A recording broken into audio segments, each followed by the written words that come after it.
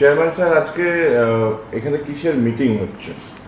Meeting হচ্ছে বলতে আমাদের মেদিনীপুর পুরসভায় যে সমস্ত ডেঙ্গু বিজয় অভিযানে কর্মীরা কাজ করেন তাদেরকে আরও বেশি করে সচেতন করার জন্য আমাদের মাননীয় মুখ্য স্বাস্থ্য আধিকারিক তিনি এসেছেন এবং আমাদের মেদিনীপুর পুরসভার সম্মানীয় কাউন্সিলরগণ এবং মাননীয় জেলা শাসক তিনি চাইছেন বারবার ধরে যে মেদিনীপুর পুরসভায় যেন ডেঙ্গু না হয়, তার জন্য যা যা প্রয়োজনীয় পদক্ষেপ গ্রহণ করা, আমরা সেই কাজটাই শুরু করেছি এবং আমরা অনেক বেশি করে আমাদের কর্মীরা কাজ করছেন, যারা বাড়ি বাড়ি সার্ভে করছেন, হাউস টু হাউস যারা স্প্রে করছেন, যারা আমাদের কনজারভেন্সি লেবার যারা কোথাও জল জমে আছে কিনা, কোথাও কারো বাড়িতে গাছের টবে ফ্রিজের নিচে যে জল থাকে, আইস বক্স থাকে, বা চায়ের কাপে ডাবের খোলা বা জল যেখানে যদি জমে থাকে 7 দিন যদি কোনো জল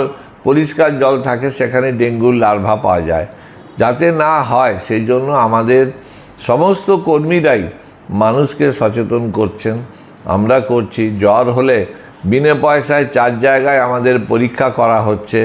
ডেঙ্গু পরীক্ষা জ্বর হলে একবার করার জন্য শরৎপল্লীতে হচ্ছে, বেড়বল্লভপুরে হচ্ছে, মেডিকেল কলেজে হয় এবং আমাদের সব জায়গাতেই যে মানুষের কাছে যে এই সচেতনতা যদি আমরা পৌঁছে দিতে পারি সেই কাজটা করার জন্যই আজকে মাননীয় মুখ্য স্বাস্থ্য আধিকারিকের নেতৃত্বে আমাদের সমস্ত ডেঙ্গুর সাথে যুক্ত কর্মীদের নিয়ে আমরা একটি কর্মশালা করছি। কতজন এখনো পর্যন্ত আক্রান্ত?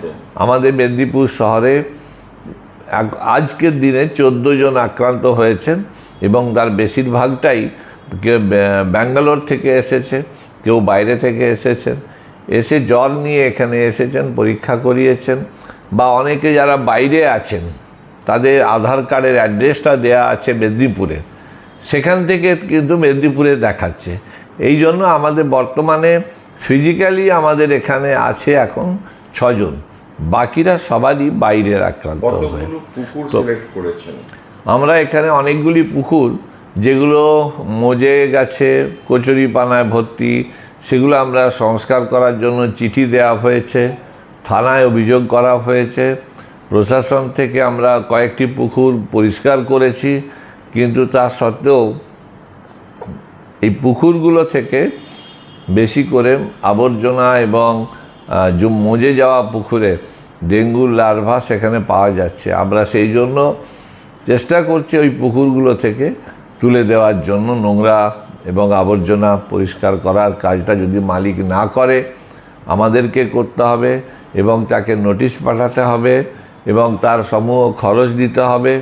এবং অনেক সময় দেখা যাচ্ছে একটা পুকুরের মালিকানাধীন প্রায় 14 জন 15 জন, কেউ কারো দায়িত্ব নিতে চাইছে না।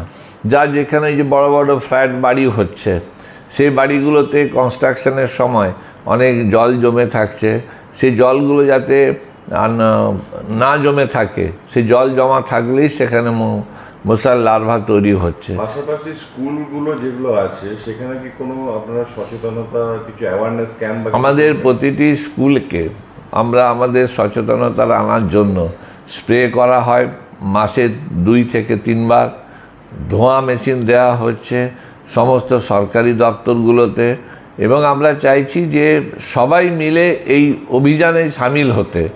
এবং আমরা বলেছি প্রত্যেককে, যদি কারো বাড়িতে ডেঙ্গু হয়, ডেঙ্গু যদি নাও হয়, জ্বর হয়েছে, তাকে অন্তত আমরা মশারি দিচ্ছি। সেই মশারিটা আমাদের মাননীয় মুখ্যমন্ত্রী আমাদের কিছু মশারির ব্যবস্থা করেছেন, যে মশারিগুলো আমরা যেখানে তাদেরকে দিয়ে বিনা পয়সায় টাঙিয়ে মশারিটা ঘুমোতে বলছি, যে জ্বর হলেই তারা আমাদের পরীক্ষা কেন্দ্রে যেন পরীক্ষা করান, কোনো অবহেলা করবেন না।